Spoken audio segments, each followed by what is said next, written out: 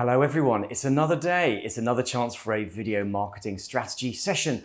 And what we're going to be talking about today it's a topic that's close to my heart at the moment. It's something that I'm thinking about, it's something I'm talking to my clients about, and my current focus of thinking is content hubs. So that does sound a little bit dry, I'm afraid, doesn't it? But what we're going to do today is we're going to find out what they are, why they are amazing, and how sort of content fits in that context of a hub. We're going to look at if you don't have one, why you should have one, and if you do have one, how to make it better. And actually, you've probably already got the startings of a content hub. It's just more of a framework to think about it.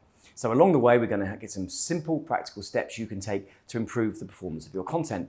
Now, I know what you're thinking, a content hub, I don't need one of those. I don't need this session. I'm going to go make a cup of tea. Well, along the way, we're also going to talk about how to make better content, ways to hit business goals, and we're going to have loads of lovely examples to get you thinking about how you can make your content perform better. So even if you don't think a hub is right for you, you're going to get something out of this session. Before we get going though, who am I? Who is this person you're listening to? Why should you in any way listen to what he has to say? Well, hopefully you'll see I do vaguely know what I'm talking about. I started off my career at the BBC as a TV documentary maker. I did loads of cool things like flying around the world making documentaries about cheetahs in Namibia or the Falkland Islands. I did Countryfile for about 5 years. I was a director on that. I've also made sort of other BBC One and BBC Two documentaries. And the sort of culmination of that career was I went to Iraq and I was embedded with the Royal Marine Commandos for 5 months during the Second Gulf War. Came back from that and thought, you know what, maybe war isn't the place for me.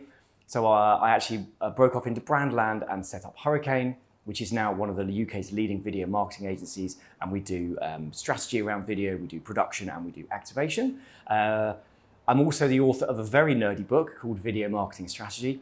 And the exciting thing is that the second edition has just come out. So that's quite exciting and will hopefully be translated in the same amount of languages as the first edition. On top of that, I work as a consultant to a huge range of brands, from large charities through to large chemical companies, and I help them put video into their strategies. And alongside the leading the Hurricane team here, I'm still making films whenever I can. So hopefully you'll see that I vaguely know what I'm talking about.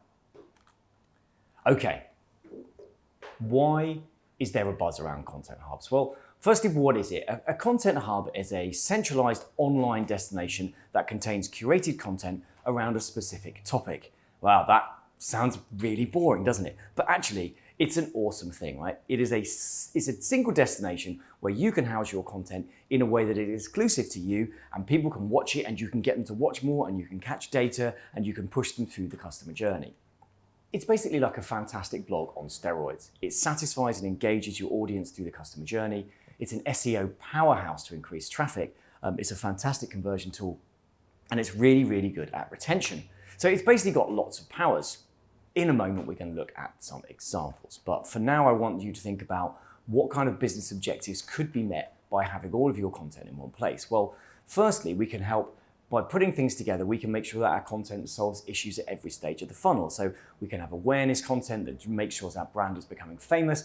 We can have lots of consideration content. So if you have a business challenge to explain who you are, what you stand for, that's really useful in a hub. Conversion is really good with a hub because once you've got everyone watching your content, you have lots of opportunities to convert them. And of course, retention is really important too. And just by the fact that you have lots of content on there, really will be supercharged by a hub. And the thing is, you've probably already got a content to go. You just need to add a framework. Now, there are two places that can host content hubs, and they're very, very different and have very different sort of features. So I'm going to look at the first, which is social, and then I'm going to look at the second, which is owned. Now, we all know social content hubs already. Now, YouTube is the most obvious one, and I've talked at length about whether you should have YouTube in your business, and there's going to be some links in the copy that goes with this video. But I think the thing to think about is sometimes you can just put a video on YouTube and it just sits there. It's just a place that your videos are. But YouTube can act like a really strong hub. You can have lots of different types of content on there that solves lots of different problems. And once you get people to it, they can stay there, they can watch all of your content, and they can be pushed through from awareness through to conversion in one each go. So using social platforms like YouTube is a really good way of starting the journey to get a content hub. It gives people more than one thing to watch. It's really good at backing up paid activity. For example, if you're doing a big paid campaign and you're sending people to a YouTube video, The idea that there is not lots of content around that to retain and engage them is a waste of money, really. Why spend all that money on media and lose a lead because you don't have anywhere for them to go? So thinking of YouTube as a destination rather than just a place to hold videos is a really good starting point when you're thinking about content hubs. The key when you're doing YouTube is to have lots of internal links. It's to have lots of kind of clicks from one to another, and to really think about how you're going to get people to keep watching. But there are drawbacks to using social channels like YouTube as your content hub. And the biggest one is it's simply not yours. You don't own the data. Technically, you don't even own the copyright to the films there. And you've got no control over what adverts people see, where they click to next, or anything like that. And the next one is that YouTube actually is really bad at converting traffic to your website. If your goal is not just to raise awareness and build a community, but actually to get some leads, social channels as content hubs are no good. Click-through rate on a YouTube channel at 1%. If you're lucky, you don't get any good tracking from that. You don't own the data that you get from it. And most importantly, if you do have all this lovely content there that's creating traffic to your brand, YouTube is actually not that bothered about keeping people watching your content. They just want them to watch anything. So they will send them off to a competitor or anything about skateboarding cats or anything like that. And the final thing is that YouTube and other social channels don't connect to your CRM. So you don't have any way of tracking what people are watching as they go through the journey. So there's a lot wrong with using YouTube to do anything other than grow brand awareness. But if you want a content hub that just grows brand awareness, it's spot on. So we talked about the problems of YouTube and other social channels. How do we overcome those? Well, the other option is to bring it all into your control and to actually sort of bring it onto your own domain and in some kind of owned hub. Now, what I mean by owned hub is it means it's on your own site. You have control over the data, the analytics. You obviously don't have the benefit of a large search engine like YouTube driving people to it, but that doesn't mean that you cannot drive traffic to it in your own way.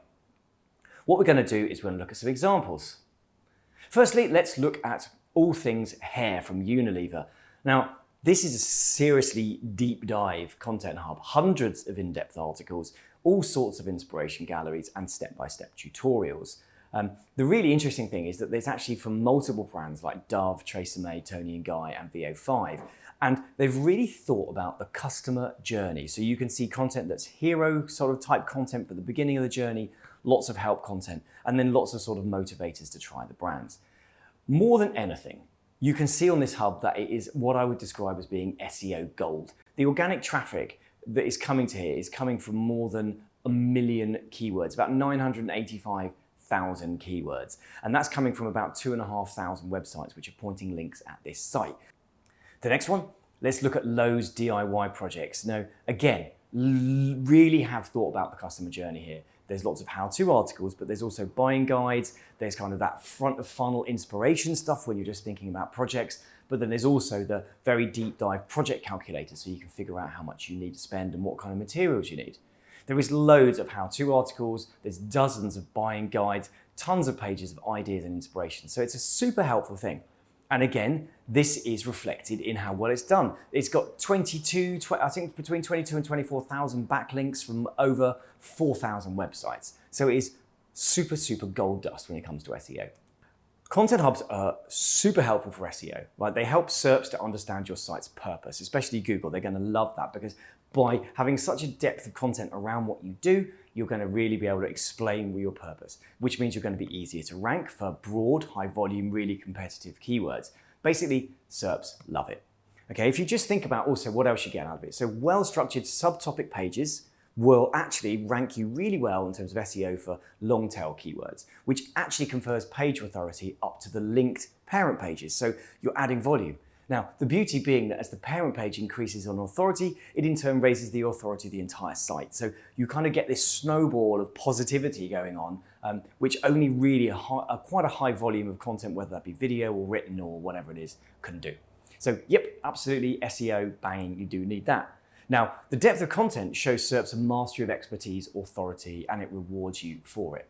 There's also other SEO factors, such as backlinks, all the kind of off-page, what we call off-page SEO factors, backlinks, brand mentions, social signals. So the more off-page signals you get from those credible sources, the higher up the rankings you go. So really, it is kind of an easy win there. And finally, Hubs deliver engagement, okay, because you can see that one person is watching one film, then another one, then another one. And that means that the SERPs like Google can see visitors clicking through to a variety of pages. They can see that they engage, they see that you've got low bounce rates, and then you become more highly relevant. It knows that it matches the search intent, equals more hits. So really, on the SEO front, a strong hub is a really good idea.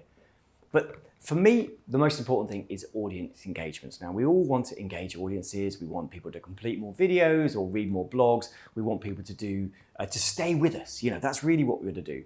And a content hub increases that engagement by presenting content as a related collection or as next steps to see or internal links. Just keep people watching, drive that completion rate up, drive the engagement rate up.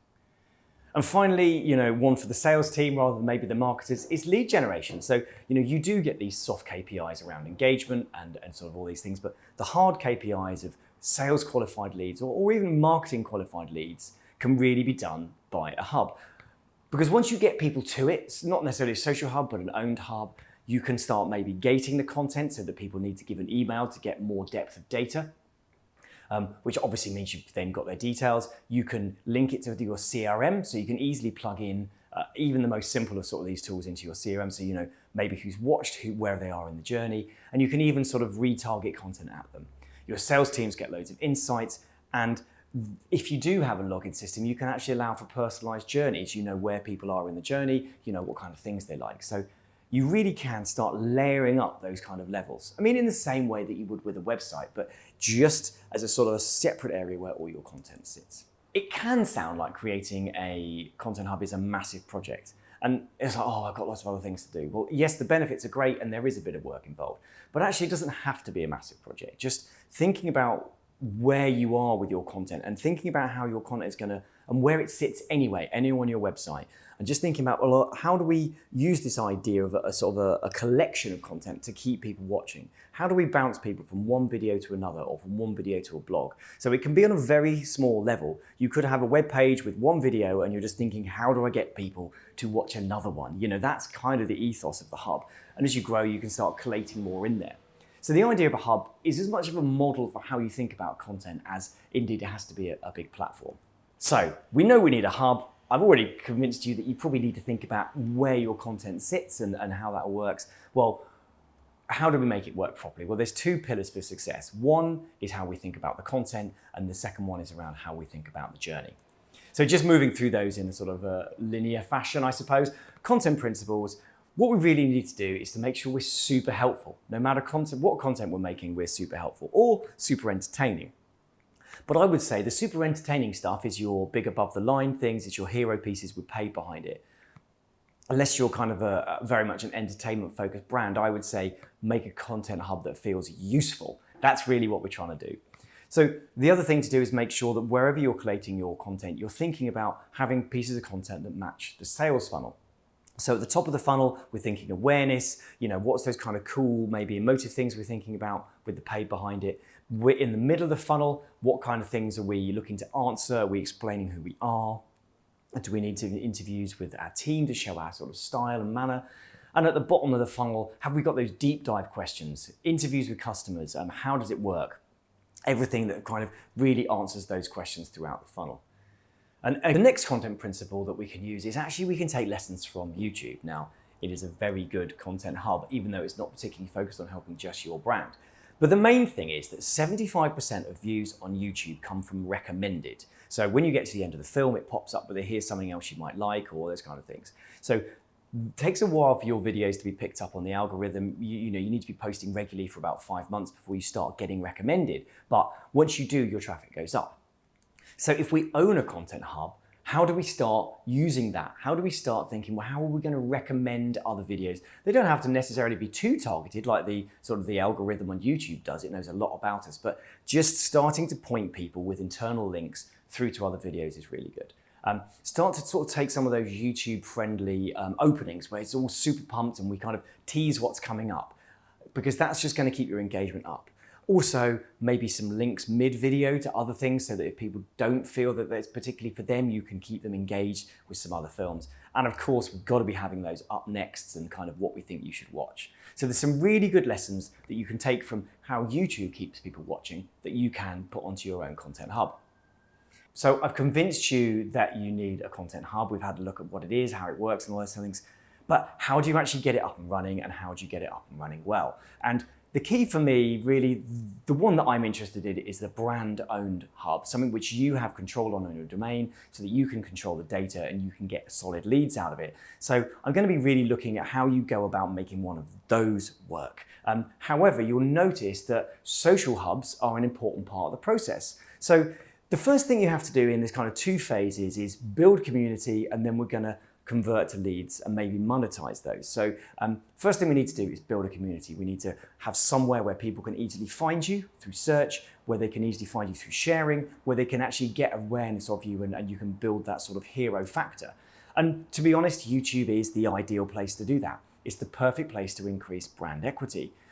If you have paid ads behind it, you're going to be able to rapidly scale that audience, and you're going to extend your knowledge beyond YouTube, but attract people there to continue to watch your content. Now, the key metrics here are about fame, engagement rate, views, subscribers, total view rates, this kind of thing. So what we're looking to do is build that community. Once we've got a community, we need to convert them to leads. And this is where we are in phase 2, going to really concentrate on our owned hub. So this is kind of the brand owned, the website pages, the kind of spin off, the microsite of your own site. A standalone destination which the brand owns. Now, the good thing here is that subscribers can get exclusive access to additional content. You can do behind the scenes, exclusive reviews, all this kind of thing. And that standalone destination is where we're looking to drive people from the YouTube channel, but also through other sort of forms like search and paid, so that we can build it. And the key metrics here are how much data can we capture, how many click-throughs can we get to sales pages, how many click-throughs for more information, and ultimately, what measurable sales can we get. So what we're doing there is we're using a 2-phase model of building interest, building awareness, and then sort of porting as much of that community over to the owned platform as you can. You can just obviously start up an owned platform of your own, but you are going to take a while to get that interest there. Okay, now this 2-phase approach is widely used. GCN, which is one of the biggest channels, Global Cycling Network, one of the biggest channels on YouTube. It's got 2.5 million subscribers. It has been running for years on YouTube, but hasn't necessarily made that much money, but people are very aware of it. So it has actually set up GCN Plus, which is its own owned hub, monthly subscriptions, and they're looking to convert as many of the audience from YouTube over to the GCN Plus as they can, which is how you then get the data and you capture it. On a smaller scale, if we look at Universal Robots, they've got like 17,500 subscribers. The most watched video is about 500,000. So they've built this kind of community around robotics and engineering and robotics on YouTube. But then they've also set up their ur.com, which is their own hub of content. And actually that is generating around 50% of their incoming leads. So this phased approach, phase 1, build a community, phase 2, convert to leads, is tried and tested and is something that you should be exploring. One final area that I wanted to talk about was around technology and how you can use new interactive video technologies to make your hub extra engaging and extra useful.